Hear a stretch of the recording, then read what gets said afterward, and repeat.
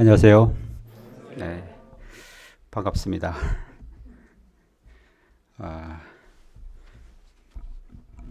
제가 마지막에 언제 말씀을 전했나 봤더니 한 5년 전에 전한 것 같습니다.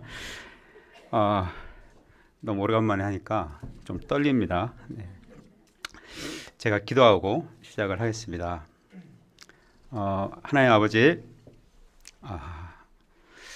부족한 자에게 말씀을 전할 수 있는 은혜를 허락하여 주시니 감사합니다.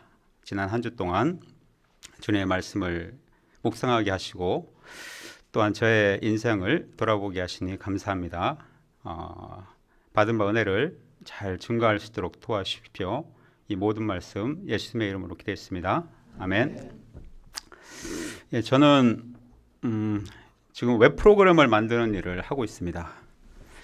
웹 프로그램의 그 기본적인 패턴은 요청과 응답, 리퀘스트 앤 리스판스라고 하는데요. 요청과 응답입니다. 브라우저를 통해서 www로 시작되는 주소를 집어넣고 엔터를 치는 것을 요청이라고 하고요. 그 결과가 브라우저에 나타나는 것이 이제 응답입니다. 그런데 기도가 이것하고 비슷하다는 생각을 하게 됩니다. 우리는 기도라는 메커니즘을 통해서 하나님께 요청을 보내고 하나님의 응답을 받습니다. 요청은 보냈는데 응답이 안 온다거나 와도 너무 늦게 온다거나 내 예상과는 다른 그런 결과가 나타날 때가 있습니다. 이게 전문적으로 폴트, 장애가 발생했다라고 합니다. 혹시 기도하면서 이런 장애를 만나신 적이 있으신가요? 없나요? 네. 뭐가 문제일까요? 요청을 보내는 내가 문제일까요? 아니면 응답하시는 하나님이 문제입니까? 아니면 하나님의 기도 시스템이 너무 오래돼 가지고 이제 바꿀 때가 된 건가요? 오늘 말씀을 통해서 그 해답을 한번 알아보겠습니다. 첫째, 우리는 항상 기도하고 낙심하지 말아야 합니다. 1절을 한번 읽어보겠습니다. 시작. 예수님께서 그들에게 항상 기도하고 낙심하지 말아야 할 것을 비유로 말씀하여. 예수님은 제자들에게 항상 기도하고 낙심하지 말라고 하십니다. 항상 기도한다는 것은 어떻게 하는 겁니까? 기도만 하라는 걸까요? 그렇지 않습니다. 이 말씀은 좀 더 넓은 의미로 해석을 해야 합니다. 즉 하나님이 응답해 주실 것을 믿고 날마다 믿음으로 살면서 자기 요구를 꾸준히 아뢰는 것입니다. 이럴 때 가장 어려운 것이 무엇입니까? 응답을 기다리는 것입니다. 아까 프로그램을 말씀했는데 프로그램의 최대 응답 시간이라는 것이 있습니다. 보통 3초입니다. 응답이 3초 이상 지연이 되면 사람들이 화를 내기 시작한다는 겁니다. 죄 없는 키보드를 세게 때리고 브라우저를 끕니다. 열받으면 컴퓨터를 끕니다. 포기한 겁니다. 이처럼 나름 기도했음에도 불구하고 응답이 오지 않으면 믿음의 길을 포기하고 싶어집니다. 나 이제부터 삐뚤어질 테다 하는 사춘기 아이들처럼 변합니다. 하지만 그때야말로 우리가 포기치 않고 기도를 해야 되는 때입니다. 다윗은 취업을 위해서 기도하고 있습니다. 이쯤 되면 응답이 올 것 같은데 아직 응답이 없습니다. 많이 답답함에도 불구하고 그는 토요일마다 말씀 공부를 하고 주일마다 사회를 보면서 본분을 다하고 있습니다. 이것이 바로 항상 기도하고 낙심하지 않는 것입니다. 예수님은 우리가 왜 항상 기도하고 낙심하지 말아야 하는지 비유로 말씀하십니다. 어떤 마을에 하나님을 두려워하지 아니하고 사람을 무시하는 한 재판관이 있었습니다. 그 도시에 한 과부도 살고 있었습니다. 그런데 보이스피싱 사기꾼들이 금융기관을 사칭해서 과부의 남편이 남긴 보험금을 몽땅 빼앗아가 버렸습니다. 그냥 너무 억울해서 재판관을 찾아가 눈물로 호소합니다. 내 원수에 대한 나의 원한을 풀어주세요. 그러나 재판관은 과부의 호소를 거들떠보지도 않았습니다. 하나님도 두려워하지 않는 그가 과부를 무시하는 것은 뭐 그리 대단한 일이 아닙니다. 그런데 며칠 후 이 재판관의 태도가 180도 바뀌었습니다. 과부가 날마다 찾아와서 1인 시위를 했기 때문입니다. 페이스북에 가입해서 그 사진을 올렸습니다. 사람들이 좋아요를 눌러서 막 퍼날랐습니다. 청와대 게시판에 그녀의 사연이 올라가자 추천수가 20만 명이 넘어버렸습니다. 재판관은 더 이상 그녀를 무시할 수 없었습니다. 우리 한번 5절을 읽어보겠습니다. 시작. 이 과부가 나를 번거롭게 하니 내가 그 원한을 풀어주리라. 그렇지 않으면 늘 와서 나를 괴롭게 하리라 하였느니라. 예수님께서 비유를 통해서 말씀하려는 바가 무엇일까요? 기도의 응답을 받으려면 적어도 이 과부처럼 한을 품고 1인 시위 정도는 해야 된다는 걸까요? 옛날에는 90년대죠. 그때는 기도원에서 수양회를 많이 했습니다. 그때 어떤 모임에서 두 손을 하늘로 높게 들고 주여! 3창을 외친 다음에 통성기도하는 것을 본 적이 있습니다. 거기에 비해서 우리 모임은 너무나 조용히 기도를 했습니다. 우리의 기도가 약발이 좀 떨어지는 건 아닌가 의심한 적이 있습니다. 그러나 이는 컴맹들이 키보드를 세게 때려야 프로그램이 빨리 응답한다고 오해하는 것 같습니다. 여러분, 키보드를 세게 때리면 어떻게 될까요? 키보드가 망가집니다. 그러면 이 비유의 진짜 핵심은 무엇일까요? 7절을 한번 읽어보겠습니다. 시작. 하물며 하나님께서 그 밤낮 부르짖는 택하신 자들의 원한을 풀어주지 아니하겠느냐? 그들에게 오래 참으시겠느냐? 이 비유의 핵심은 우리의 하나님은 불의한 재판관과는 질적으로 다르다는 겁니다. 하나님과 우리와의 관계는 재판관과 과부의 관계와는 전혀 다르다는 겁니다. 우리는 하나님으로부터 택함 받은 아들과 딸들입니다. 아들과 딸이 밤낮 부르짖는데 원한을 풀어주지 않을 아버지가 어디 있냐는 겁니다. 그러니 기도에 응답해 주실 것을 믿고 날마다 믿음의 삶을 살라는 말입니다. 둘째, 하나님은 우리의 원한을 속히 풀어주십니다. 8절을 읽어보겠습니다. 시작. 내가 너에게 이르노니 속히 그 원한을 풀어주시리라. 그러나 인자가 올 때에 세상에서 믿음을 보겠느냐 하시니라. 하나님은 우리의 원한을 속히 풀어주신다고 합니다. NIV에는 They get justice and quickly. 정의로운 판결을 신속하게 내리신다라고 기록되어 있습니다. 그런데 왜 우리는 기도의 응답 시간이 길다고 느끼는 걸까요? 하나님의 때와 우리의 기대가 다르기 때문입니다. 저희 딸 진서는 저를 볼 때마다 항상 배고프다고 호소를 합니다. 분명히 1시간 전에 밥을 먹었는데 또 배가 고프다고 합니다. 제가 배고프면 밥 먹어라 하면 화를 냅니다. 왜냐하면 그녀가 먹고 싶은 것은 밥이 아니라 편의점에서 파는 젤리와 사탕을 먹고 싶어 하기 때문입니다. 딸의 호소를 거절하는 것은 정말 어렵습니다. 아빠 미워 이러면 바로 지갑이 열립니다. 저도 지갑이 쉽게 열려서 동역자로부터 자꾸 잔소리를 듣습니다. 그러나 매번 얘기할 때마다 바로바로 모든 것을 다 사주지는 않습니다. 마음은 아프지만 밥을 충분히 먹을 때까지 기다립니다. 어떨 때는 단호하게 거절할 때가 더 많습니다. 왜 그렇습니까?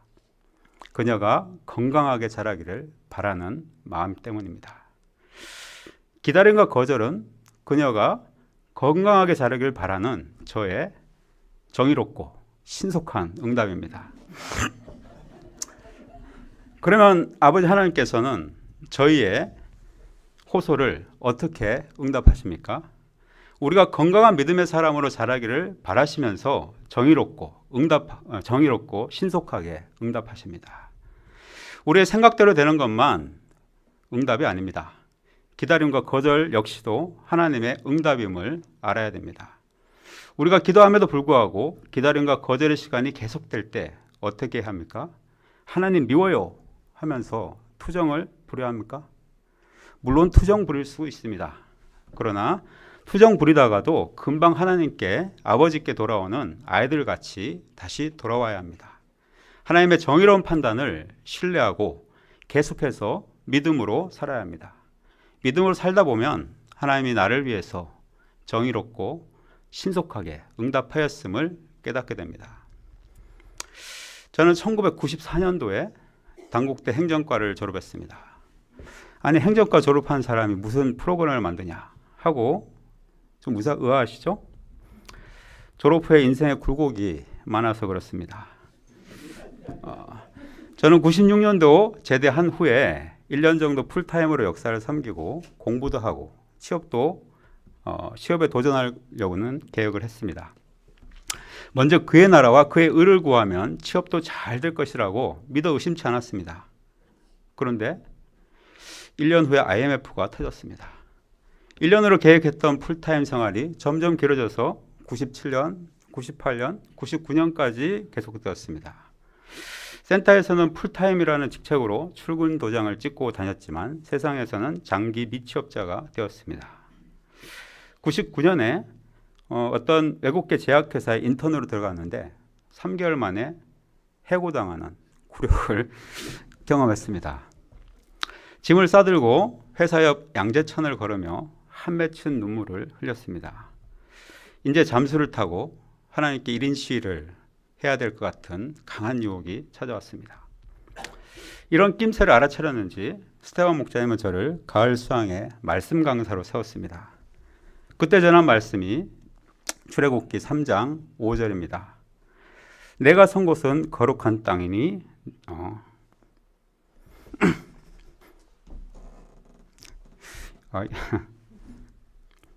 내가 선 곳은 거룩한 땅이니 내 발에서 신을 벗으라. 애굽의 왕자로 살다가 쫓겨나 40년 동안 광야 생활을 하고 있던 모세 앞에 나타나 하나님이 하신 말씀입니다. 모세에게 광야는 하나님으로 버림받은 땅이며 하나님으로부터 버림받은 땅이며 잃어버린 40년처럼 보입니다. 그러나 하나님은 그곳을 거룩한 땅이라고 하십니다. 그곳에 하나님이 함께 하셨기 때문입니다. 하나님이 함께 계신 곳은 결코 버림받은 땅이 될 수 없습니다. 잃어버린 시간도 될 수 없습니다. 오히려 노예 백성 이스라엘의 목자가 되기 위한 훈련과 연단의 시간이 되었습니다.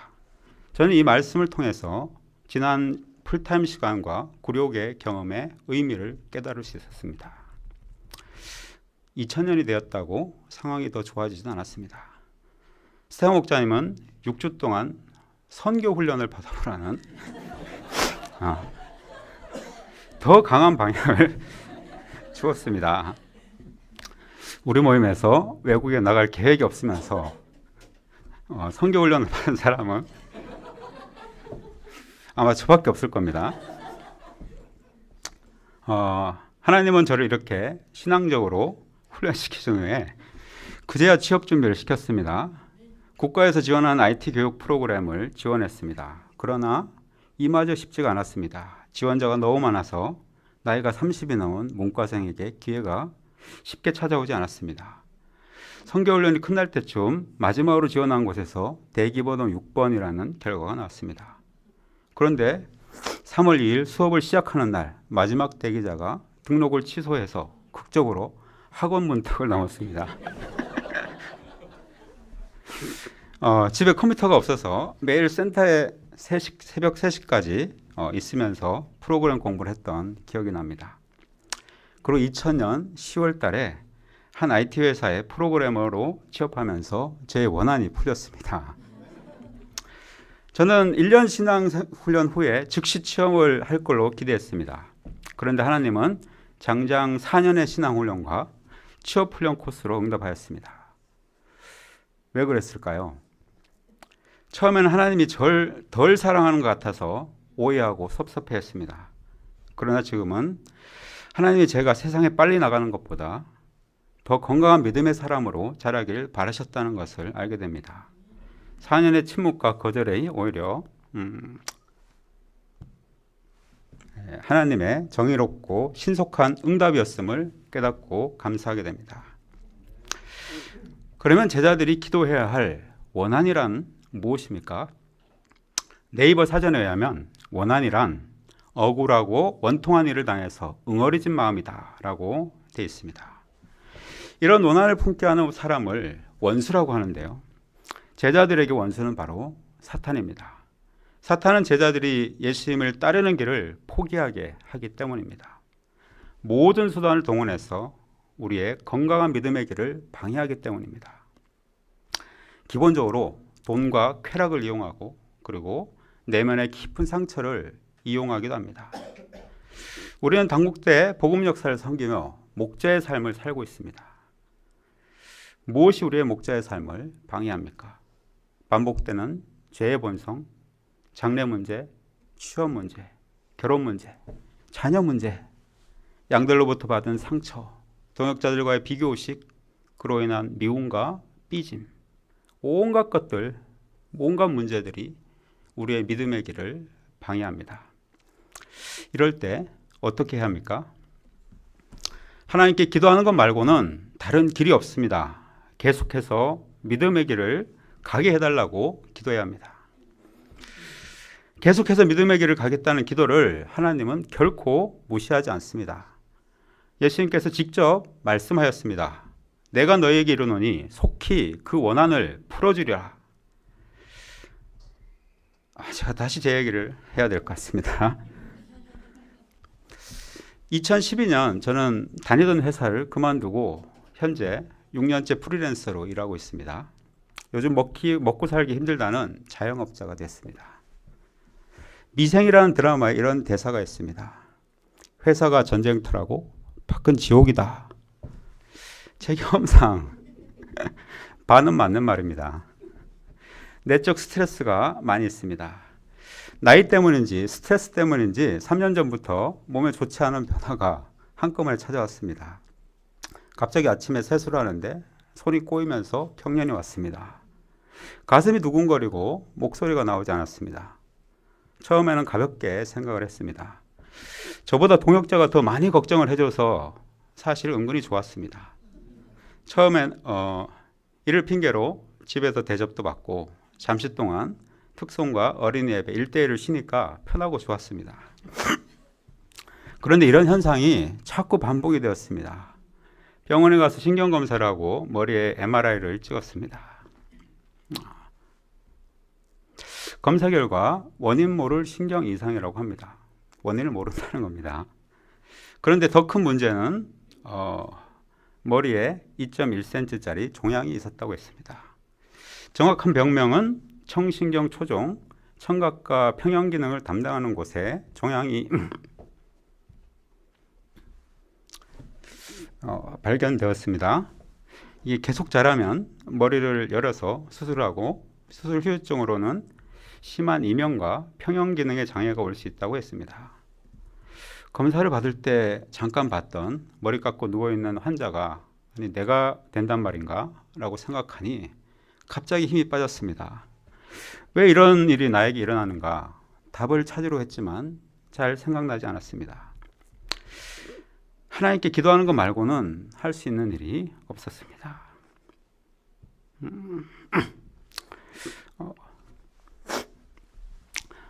계속해서 말을 할 수 있게 해달라고 그리고 찬양을 할 수 있게 해달라고 아이들과 운동을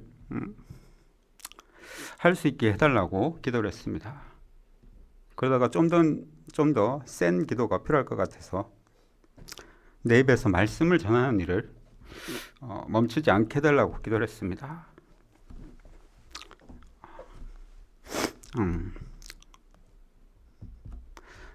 그 후에 지금 2년 반 정도가 지났습니다. 얼마 지나지 않아서 입이 풀려서 이렇게 메시지를 전하고 있습니다. 찬양과 특송을 할 때는 영민 목자님이 놀랄 정도로 크게 부르고 있습니다. 왜냐하면 기도의 응답을 받았는지 확인하고 있기 때문입니다. 무엇보다 어린이 예배와 1대1 말씀 전하는 일을 멈추지 않고 있습니다. 경련이 사라져서 아들과 야구도 하고 한남교회 골친들과 금요일이 되면 골프도 치고 합니다. 1년에 한 번씩 MRI를 찍으면서 종양의 크기를 재고 있습니다. 종양이 자라지 않게 해달라고 기도를 했는데 지난 2년 동안 종양이 자라지 않았습니다.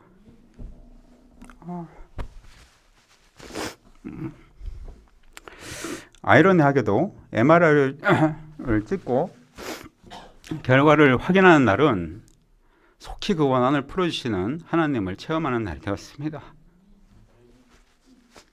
참으로 놀라운 반전이라는 생각이 듭니다. 계속해서 믿음의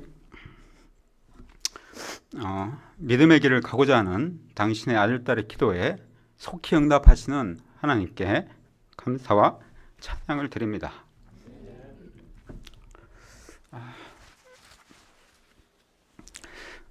그러면 이 하나님께서 이렇게 다 알아서 해주는데 왜 저희는 매일매일 기도를 해야 합니까? 도대체 우리가 드리는 매일의 기도는 무슨 의미가 있습니까? 기도는 하나님과의 소통입니다. 기도는 하나님과 소통하며 하나님의 뜻을 깨닫고 계속해서 오늘 믿음의 길을 가는 힘을 얻어가는 것입니다. 하루를 시작하기 전에 기도를 하면 오늘 하루 하나님의 뜻대로 믿음의 길을 가게 됩니다. 우리는 예수님의 겟세마네 기도를 배웠습니다. 이 잔을 내게서 옮겨주시옵소서. 그러나 나의 원대로 마옵시고 아버지의 원대로 되기를 원하나이다. 예수님은 이 기도에 응답을 받았나요? 저는 처음에 예수님도 기도에 응답을 못 받을 때가 있구나 생각한 적이 있습니다. 그러나 이는 큰 오해입니다. 예수님이 이 기도를 통해서 십자가의 길을 가라는 하나님의 뜻을 깨닫고 그 길을 가기 위한 필요한 힘을 응답으로 받았습니다. 그러면 우리는 언제까지 포기치 않고 기도해야 합니까? 8절을 다시 한번 읽어보겠습니다. 시작. 내가 너에게 이르노니 속히 그 원한을 풀어주시리라. 그러나 인자가 올 때에 세상에서 믿음을 보겠느냐 하시니라. 인자가 올 때란 예수님께서 다시 오시는 재림의 때를 말합니다. 우리가 포기치 않고 기도하는 것은 하루 이틀 또는 1년이나 10년에 끝날 일이 아닙니다. 우리의 삶이 다하는 그날까지, 아니 이 세상이 다하는 그날까지 포기치 않고 기도해야 합니다. 결론적으로 우리 하나님의 기도 시스템에는 아무 문제가 없다는 것을 오늘 말씀을 통해서 알 수 있습니다. 24시간 365일 실시간으로 우리의 기도를 받으며 속히 응답하십니다. 이 하나님을 신뢰하고 항상 기도하고 건강한 믿음의 삶을 살아가는 우리들이 될 수 있길 소망합니다.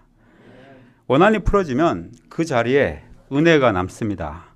이 가을에 기도를 배워서 은혜의 열매를 맺어갈 수 있길 기도합니다. 제가 기도하고 마치겠습니다. 속히 우리의 원한을 풀어주시는 하나님 감사합니다. 저희가 하나님을 신뢰하고 하루하루 믿음의 삶을 살아갈 수 있도록 도와주십시오.